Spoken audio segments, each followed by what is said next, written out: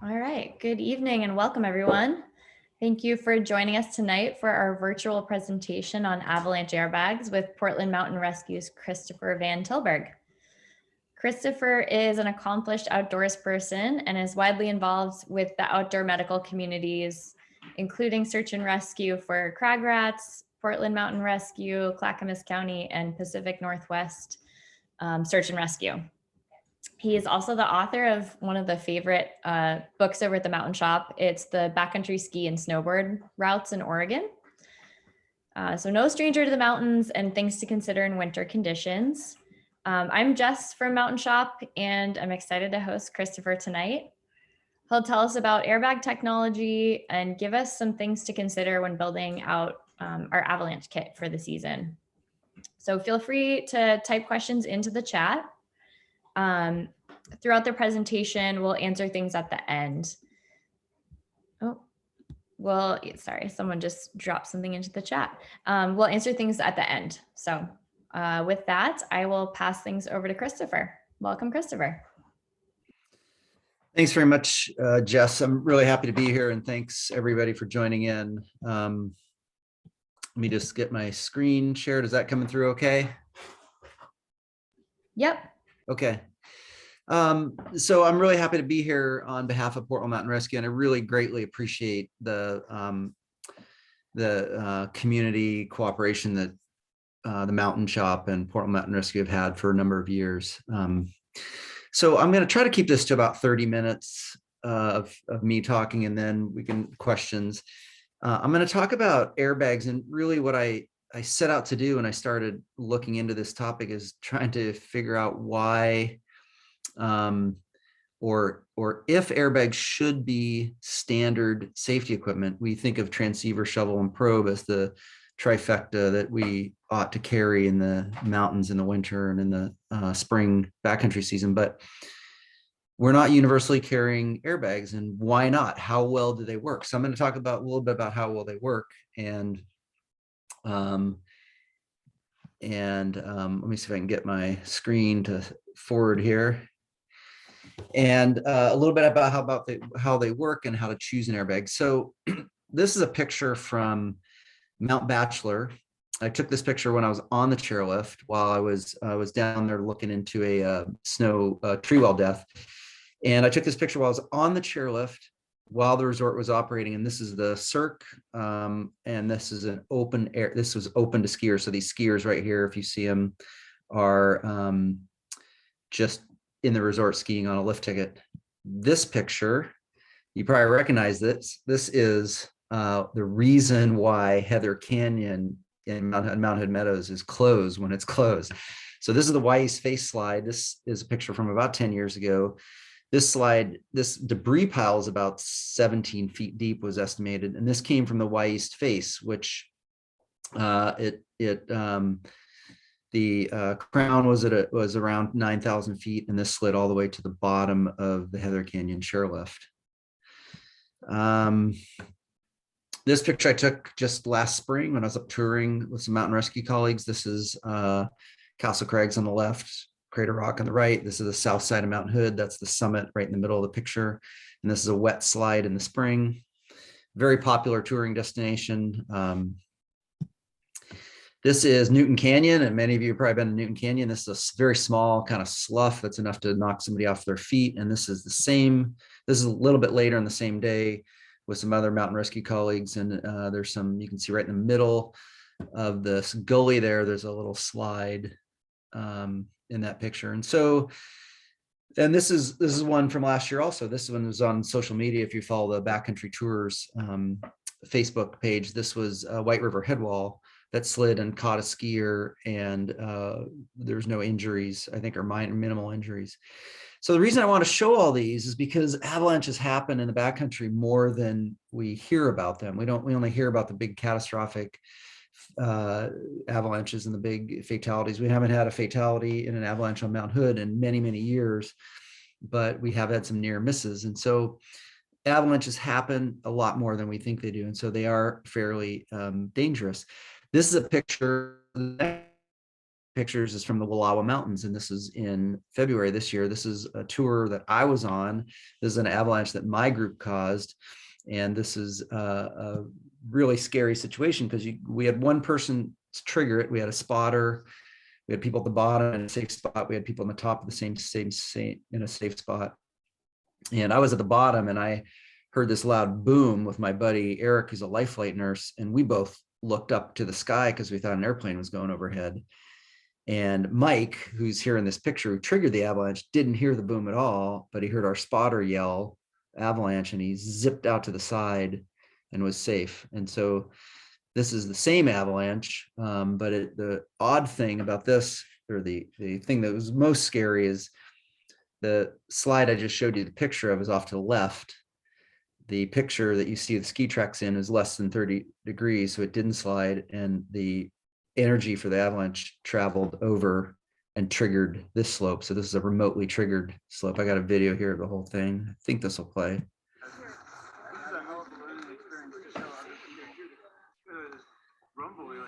So you can see it's kind of two avalanches with the slope in the middle was spared. So some background, maybe this is a little bit of review for people. We have about 29 average avalanches per year in the United States, averaging 29. We've had some years, you can see there, that are 36, 35. We've had a couple of years, nobody really knows why, in 2015, 16 and 2017, 18, we had really low numbers of avalanche fatalities. Those were pretty good snow years, so it didn't have, we don't think it had to do with the snowpack. And does anybody know how many avalanche fatalities we had in the year of COVID in 2021? Record setting, 37. So fair number of avalanches. This picture might also be review, but this picture is important because it shows you why avalanche transceivers don't save very many lives. So the cause of death for avalanche fatalities is 24% of it's trauma, 74% is suffocation when you're buried, and a very small number is hypothermia. And so avalanche beacons, avalanche transceivers rather, really don't work very well to save lives, because if you're not dead from trauma and you get buried in a slide, it's more often than not, you're buried too deep and too long to survive. And so the beacons just, or the transceivers aren't very effective. There's another very famous slide that really demonstrates your chance of survival is pretty good for the first 5 to 10 minutes, but after 25 minutes, it plummets. So by the time you're calling for help from somebody like Portland Mountain Rescue or Mount Hood Meadows Ski Patrol or Timberline Ski Patrol, the chances of survival plummet. So this talk today, I'm going to talk about why we're not using airbags universally. And I wrote this paper. This is in a medical journal. It's kind of the same talk. And what I was going to change the talk, I've given this talk to a couple of rescue groups, but I decided to kind of leave it the same. It's a little bit on the scientific side, but in today's world, especially with the COVID pandemic, there's all kinds of information that is available, and you never know how accurate it is, especially if you read it on social media. And so instead of trying to convince people one way or another, I'm just going to give you the information based on some science, and then you can decide. Okay.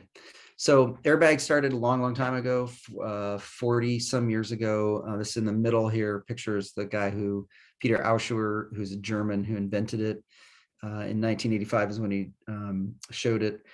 The professional groups originally embraced airbag usage mostly in Europe. This is the International Commission for Alpine Rescue, which embraced airbags back in 2006 as an important safety device. But in the United States, North America, really, professionals have not really embraced airbags much. This is a textbook for mountain medicine and technical rescue, which is published in 2018, which doesn't address airbags. The professional organizations, American Avalanche Association, ARI, which is a very popular certification nonprofit, and the Canadian Avalanche Association and Avalanche Canada, they just barely address airbag usage. And what we need, I think, as consumers is some guidance. What works, what doesn't work, how often should I bring it? Should I bring it on every ski tour? Should I only bring it on high-risk ski tours? And so there's really a need for these professional organizations to address airbags. And so this is another medical journal article, which really sort of promotes airbags, but not much. So largely what we're doing here is trying to figure out what works. Okay. So this, and I put this scientific method in just because as in my other job, I deal with COVID quite a bit. And, we're really trying to look at this from a scientific standpoint. So you observe a problem, avalanches, you ask the question, do airbags work? You do all the research, which I'm going to show you.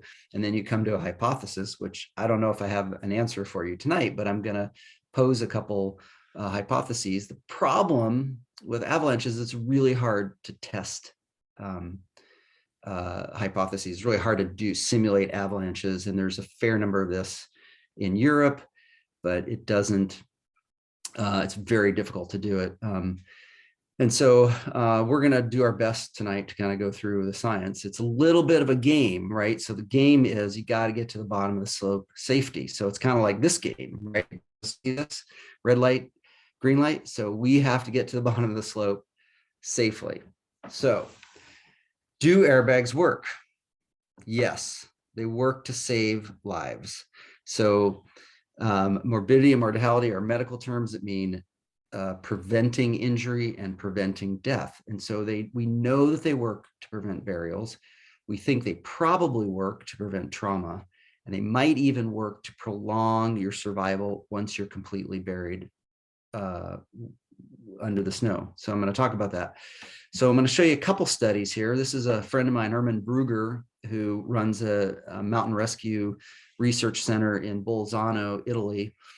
And he did a study in 2007 that showed that airbags reduce your chance of dying 16%. And this number, failure rate, we're going to talk about that a little bit later. The failure rate for airbags is 20%. So this is another friend of mine, Pascal Hagley, who is a Canadian researcher. And this is probably one of the most widely cited studies in 2014. He found that you reduced your chance of dying by 23%. So this is okay. It's not that great, but I mean, think of a COVID vaccine, reduce your chance of dying, depending on the vaccine, somewhere between 74 and 95%. So an airbag, it's okay. It's not great. So it's helpful. Hagley also found a 20% failure rate. So this is a fabulous study. I wish I was participating in the study as a researcher, not a victim, but this is a really fabulous study. So Meyer and Harvey, they took crash test dummies. They took 19 of them, and I think 14 of them they strapped on airbags, and 5 of them they didn't. And there were several that they had to that didn't work. They threw them into an avalanche in Davos, Switzerland, and this is what they found. They found that airbags decreased burial significantly. So 42 centimeters buried without an airbag, 15 centimeters, so a foot or so, with an airbag. So the really important thing is visibility. You can see down here visibility. So of the 5 without airbags, only 1 was visible out of the avalanche. So to find the other 4, they had to get out their beacons. But of the airbag dummies, 100% were visible, obviating the need for a beacon altogether. So important, right? So this is what I carry. This is what I carried all last year. I used the, I have an aluminum shovel. I have a carbon probe, which I would recommend for some people, but not all. You have to really be careful with carbon that you don't damage it. And I have this, the small compact Peeps beacon, and I use this, the pack I used most of the time last year was the Scott. I think this is the E1 Patrol, which is an electronic fan airbag that runs on a capacitor that you charge up and then has AA battery backups. So let's look at avalanche transceivers compared to airbags. Now, remember, a transceiver is really low in the rescue list of priorities or the safety list. So first you want to do is avoid avalanches. Second you want to do is avoid burial or getting hurt if you're caught. And that's where an airbag comes in. And the third thing is survival if you're buried. And you can see rescuing with a transceiver shovel probe is really low down on the list. So Holrider, also in Europe, studied avalanche transceivers back in 2005. Now this study was done before the modern beacons that have triple antenna and digitally processed signals. And so probably modern transceivers are a little bit better than this. But you can see here burial time is dramatically reduced. So buried 120 minutes versus 20 minutes with a avalanche transceiver. But it didn't save very many lives, only reduced your chance of dying 14%. And the reason is because so many people buried are just dead before you can dig them out. And so Herman Brugger found pretty much the same information. So beacon works, but it doesn't work very well. And if you look at the mortality risk, the chance of dying, the airbags work a little bit better than a transceiver. So does the type of airbag matter? Probably. So the fan airbags, the electronic fan airbags, have the advantage of us being able to practice with them over and over easily, because you charge them up and deploy them. And the Peeps or the Peeps or the Black Diamond Jet Force, you can deploy it 5 or 6 times on a single charge. The one I have, the Scott, you can deploy it twice on a charge. And so I told you there's a 20% failure rate. That's mostly user error, but not always. Now, I should mention avalanche transceivers have just as high of a failure rate. So this isn't just airbags. Transceivers also have a failure rate. Every year, including last year, we have people that unfortunately die and they've got a beacon that's turned off in their backpack, or it's turned off, it's in their car. So the fans are easier to travel with, and they're easier to practice with. The compressed gas canisters in the United States, this is mostly compressed air. Those are less expensive and lighter. And so that's a huge bonus. And so you just kind of have to look at both situations and see maybe what works best for you. They're both really great airbags. I have a canister airbag. I have two canister airbags, and those use the Alpride system, which are smaller canisters, 60-gram cartridges, kind of like the same cartridge that you find in a stand-up paddle inflatable life vest. Does balloon size matter? Probably. If these airbags work by granular convection, which is a fancy term for the reason why the Brazil nuts end up at the top of the mixed nut jar. So basically in a series, in a flow, particles, if you shake up particles or if particles are flowing, the large ones end up at the top. So the way these work is it increases your volume. So if most airbags now use the European standard of 170 liters. So it's a pretty big balloon.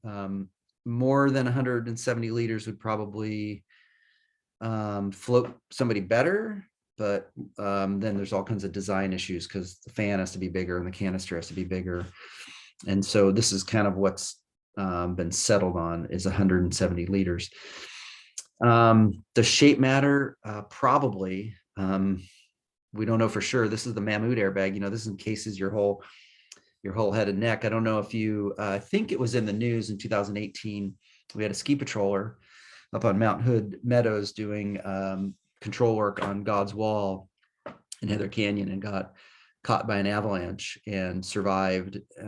He feels that the airbag saved his life because it protected him from trauma and kept him from being buried. He was tumbled over a cliff, hit a tree, went through a couple strainer trees, and ended up completely buried, face down, unconscious, except for a little corner of his airbag was showing. And he survived and did just fine and fully recovered.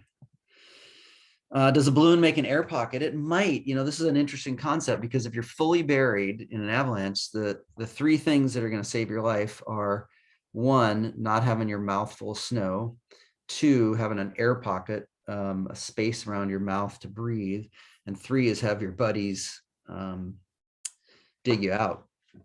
And so this pack, this is now, I think, marketed as the Jet Force Pro, Black Diamond Jet Force Pro.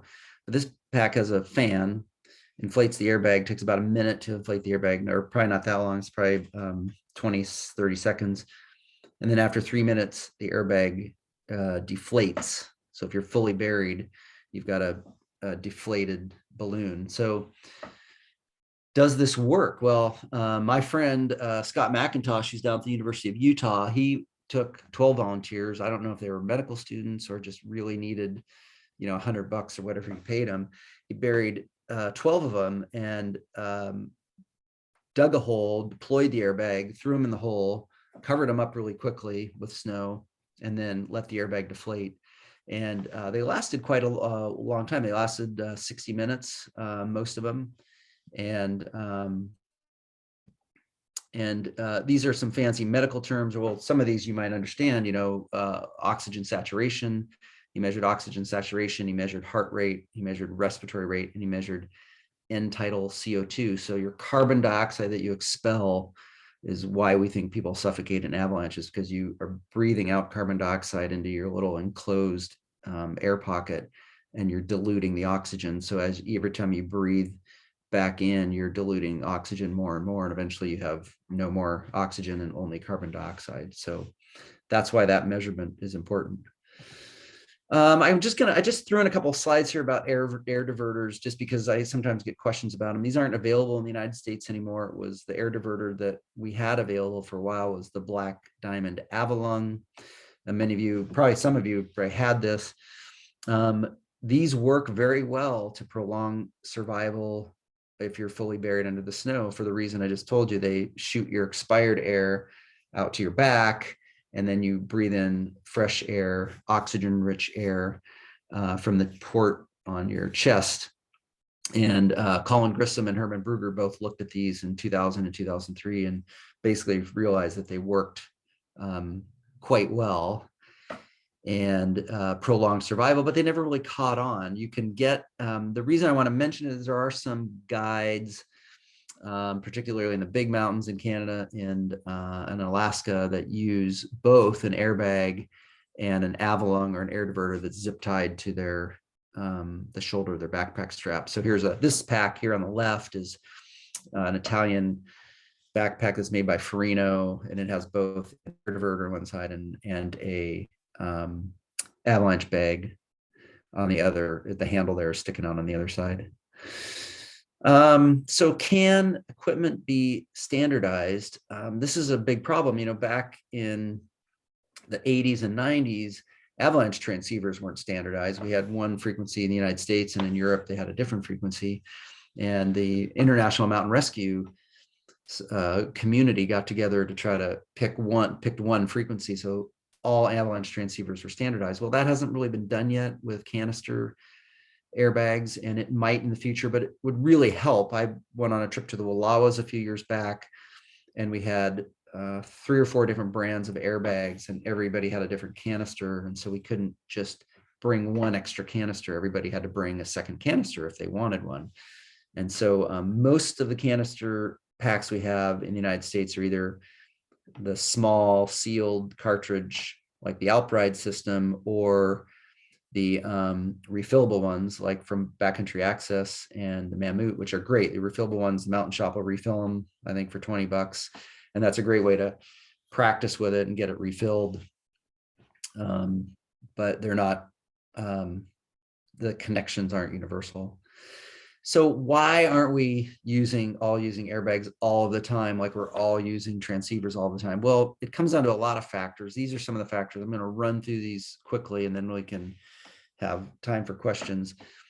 But it comes down to mostly weight and lack of really professional guidance for those of us who are consumers.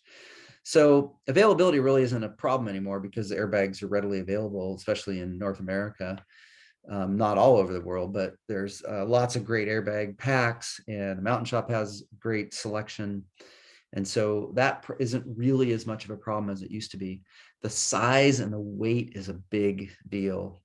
So the lightest airbag pack you can get right now, empty, but with a canister, is just a tad under 2 kilograms. So about 4.5 pounds, as opposed to like a standard pack, which is, maybe 1 pound or half a pound. And so they're definitely heavy. And yeah, I've talked to a fair number of mountain guides who said, yeah, I can have access to a free pack, but I don't want to take it because it's heavy. And on one hand, I understand, a mountain guide is maybe wearing a backpack on skis 150 days a year. So it's anytime you can shed weight is important. On the other side, people take, especially like, for example, a mountain guide might take a rescue sled, a repair kit, a medical kit, and think nothing about putting all that in a pack. So I think it's really comes down to, you have to weigh your personal risks and what equipment you bring. And if you want to bring an airbag pack, you are looking at another 4 extra pounds. In North America and United States and Canada, the snowmobilers were early adopters. Probably one reason is because the weight is not as much of a concern as is for those of us who are weight weenies, because we're skiing uphill all the time. The cost is another issue, although this is a little bit debatable. I mean, air packs are expensive for sure. 800 is the low end, 1500 is probably the high end. But, let's say they're $1,000, pair of skis are $1,000, pair of good boots, $1,000. Your Avalanche transceiver shovel and probe, $400. So relative to the equipment you're buying, it maybe is, not as expensive. I looked at some actuarial tables from some life insurance companies to see what they valued human life. And the best number I could come up was $9 million is the value of human life. I'm not sure how accurate that is, but you can't really put a price on a life, but it just gives you an idea of the cost of airbags is probably somewhat of a deterrent. Training is definitely a problem with these. Not a problem, but it's an extra burden. So this is a picture of Portland Mountain Rescue doing Avalanche recertification with Hood River Crag Rats Mountain Rescue team. And, having a airbag pack is just another thing that you have to remember to deal with. So I'm the kind of person that comes home from a day touring, and the first thing I do is get my wet gear on the drying rack, get my boots drying, take out anything that's either damaged or used, take out my food bag, and I get everything ready to go for the next time. I don't know if it's going to be a mountain rescue mission or one of my buddies calling me at 6 a.m. to go skiing. So, but the airbag is just another thing you have to remember to charge, or you have to remember to disarm it and then rearm it, so you save the battery. And so not so much with the canister packs, but some of them you still have to turn off the electronic firing mechanism. So local community, not just availability of packs, but the local vibe in the community probably makes a difference. So when there was a few years where my colleagues at Jackson Hole's Teton Search and Rescue did a huge backcountry safety campaign, and they called it Backcountry Zero. And many of you heard of this, but they really tried to reduce backcountry accidents. And part of it was raising awareness for safety. And so that kind of community awareness, or like the Mountain Shop routinely doing avalanche awareness courses. I think there's another one coming up in a few weeks. That kind of community focus on safety probably makes a little bit a difference. Risk tolerance doesn't really, it's not really that different with an airbag as it is with helmets or with an avalanche transceiver. So do airbags cause you to take more risks? Probably. Does an avalanche transceiver cause you to take more risks? Probably. Imagine it. You can do this little test on your own the next time you're out touring and you're at the top of a slope in the backcountry and getting ready to ski it. Turn off your beacon and see how it feels to think about skiing a slope with a beacon off. And it's a different feeling than it is if you have your transceiver on. So, and then the last thing is just professional recommendations. I'm a big proponent of trying to organize get some momentum in the avalanche professional community. kind of give us all some guidelines, like should we all be bringing an airbag as standard safety equipment in addition to a transceiver and shovel probe, given that it may save more lives and it may be a superior safety tool compared to a transceiver, shovel, and probe. I'm not saying you should go without a transceiver, shovel, and probe, but look at it another way. If you're traveling solo and there's no chance of you being around any other person that might rescue you, an airbag is going to be more useful than a beacon, shovel, and probe, because your own personal beacon and shovel and probe don't really help rescue your partners. So I wanted to plug to Portland Mountain Rescue, our social media feeds. We got a really cool podcast. You can just search it, Portland Mountain Rescue, on your favorite podcast. It's really cool. We've got a YouTube channel that's also at all these social media feeds. You can just find by searching Portland Mountain Rescue. We've got a Facebook page and an Instagram page and a website, but check out our rescue radio or our YouTube channel, which has lots of cool videos. And I think I'm going to stop sharing here, and I thank everybody. I'm happy to take some questions or comments or other musings.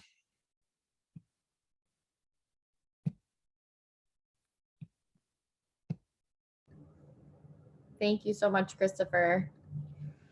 It doesn't look like anyone's typed anything into the chat as of yet, but that was a really great presentation. And I actually didn't know a ton about the history of airbags. So it's kind of cool to hear that it's something that's been around since the 80s and it's still like slowly making its way into the mainstream. I was curious if you have deployed your airbag or if you have actually used it in like. Well, that's a great question. I've deployed a number of different airbags, probably a dozen times, and all of them have been either in my house or my garage or on the ski slope standing. And my friend Dale Atkins, who's an avalanche researcher, said, really, Christopher, you have to go run and do somersaults down a mountain and then try to deploy it and see what happens. And it's really difficult. But I was pretty close in the Wallowa accident avalanche that we had. I had my hand on my airbag deploying handle, but I was waiting to see what was happening. I didn't want to deploy it too soon, and then the avalanche missed us. But so I've never deployed it in an avalanche. But you've practiced. Yeah. How did you make the choice, I guess, to get one?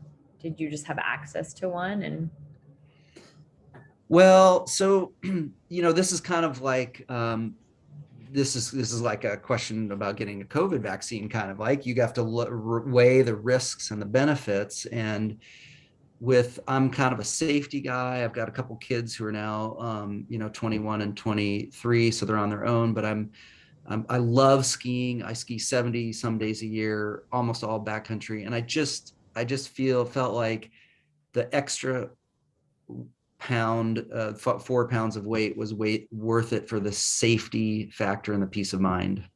Yeah, that makes sense.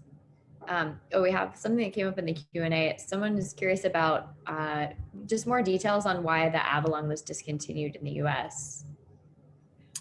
That's a great question. So the Avalon works phenomenally well because like I told you, if you have an open airway and you have at least a small air pocket, you can stay under the snow for maybe an hour, which gives your colleagues time to find you. But it never caught on, and Black Diamond couldn't. They just couldn't sell enough to make it worth them keeping it in production. But it was a great tool. I have a couple of them, but I don't use it. I just use an airbag. But it's a great tool, and it works to save lives. And it just didn't catch on. Yeah, that's really interesting, because I know some of the bags, I mean, they still have like a little pocket for it. Yeah. Mm-hmm. But yeah, not something that's sold. Someone's curious about avalanche classes, and if there's any that you recommend. So yeah, good question. So if you the Mountain Shop avalanche awareness classes are fabulous. I mean, it's a short, compact, kind of know before you go, get the details to be safe. And so that would be the first step. If otherwise, any provider that does what's called a level 1 class is fabulous, and they're really fun because you're out touring and playing in the snow with other people. So a level 1 class is usually like a 3 or 4 hours of classroom and then 2 full days of snow work. And so it's usually a weekend. So a level 1 class, I think, find a local provider. Mountain Savvy does them, I think, on Mount Hood. And I think maybe the Mountain Shop has some connections to get people at least directed where to take a class. So a level 1 avalanche class. Yeah, and Northwest Avalanche Center actually has a great tool for finding classes on their website. And then KAF Adventures, which is KAF, does a bunch of classes too. Okay. So, I'll include stuff in a follow-up email for everyone who was on the call or signed up for the presentation, just to give some resources. Mountain Shop also put together just a quick advantages and disadvantages of electronic airbags and the canister airbags, just to give people a little more context for that. So I'll also include that in the link. There's a question came up asking if Mountain Shop rents these bags, and we do not rent the bags. Like Christopher said, they're pretty expensive. It may be something in the future that we decide to do. This presentation was definitely food for thought, because we do rent beacon shovels and probes. So something to think about for the future. Oh, I don't know if you know this, Christopher, how long a canister lasts. Well, if it's, they're one and done. So once you deploy it, it's spent. But if the only thing that really degrades is the O-rings that connect the canister to the pack. So if you are frequently connecting it and disconnecting it, probably those O-rings will wear a little quicker. And like the Backcountry Access, which I think the Mountain Shop has, there's a gauge on it to tell the pressure. So, but it's going to last at least a couple seasons unless you're deploying it a lot or connecting it, disconnecting it a lot. I think they recommend that if you deploy it, then you put a new O-ring in. And I think usually if you buy an airbag pack, they come with a couple extra O-rings. Yeah, they do. They do. So they don't, One other question. Are there any fail-safe deployment methods? As noted, doing somersaults down a mountain and trying to pull the trigger seems difficult. I thought I heard something like 30 seconds to inflate with a fan, but I missed how fast the canisters inflate. 30 seconds seems like a long time. Yeah, so all of the airbags have a Venturi valve, which basically, when the canister or the fan turns on, it compresses the air, and so it shoots out with more force and inflates faster.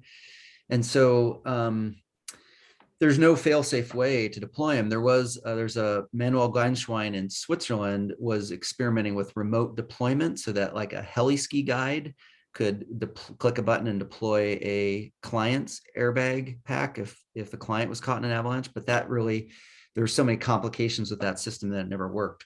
So there's no good way. And if you don't deploy it a lot in practice, you don't have that muscle memory. And the instinct is if you have the pull handle on your left side, the instinct is to pull it with your left hand. That was my first instinct, but it's much more difficult to pull it with your same side hand, or it's easier to pull it cross body. And it takes a while to learn how to use these devices, which is maybe one reason why they haven't caught on as much.